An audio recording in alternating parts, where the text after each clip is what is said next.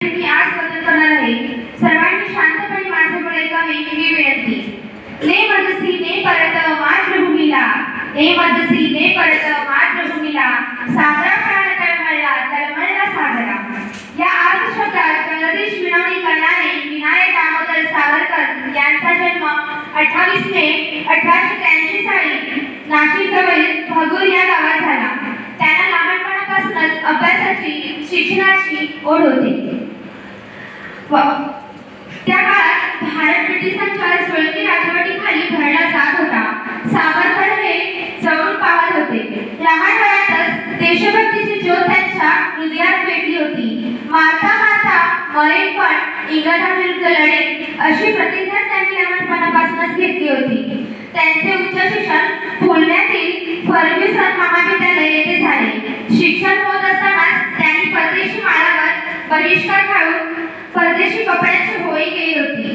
त्यांना पुण्यात अभिनव भारत नावाची क्रांतिकारी संस्था स्थापन केली होती. पुढे बॅरिस्टर होण्यासाठी ते इंग्लंडला गेले.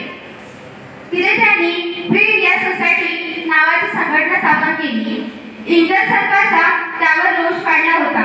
लंडनमध्ये त्यांना अटक झाली आणि त्यांना बोटीतून भारतात परत पाठवले गेले. कैद होणे सावरकरांना आवडले नव्हते. इंग्रजांच्या तावडीतून सुटण्यासाठी भर समुद्रात उडी मारली.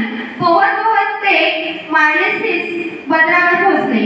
मग दुर्दैवाने त्यांना परत पकडण्यात इंग्रज यशस्वी झाले. ब्रिटिश सरकारने त्यांना रवानगी अंदमानच्या तुरुंगात केली होती. तिथे सावरकर अक्षरशः नरक भोगत होते. आता पुन्हा मातृभूमीचे दर्शन होईल की नाही या परिस्थितीत त्यांनी अंदमानच्या तुरुंगात अनेक कामे लिहिली. काळे प्राणी नावाचे पुस्तक लिहिले. अखेर काही वर्षानंतर ते भारतात परतले. सावरकर जहाल मतवादी होते. त्यांनी आपले देशसेवेचे काम सुरूच ठेवले. तुरुंगात त्यांचा झालेला छळ आणि देशासाठी घेतलेले अथक कष्ट यामुळे त्यांची प्रकृती खालावली. अखेर 26 फेब्रुवारी 1966 रोजी त्यांची प्राणज्योत मावळली. देशासाठी प्राणपणास लावून ते आज अमर झाले. अशा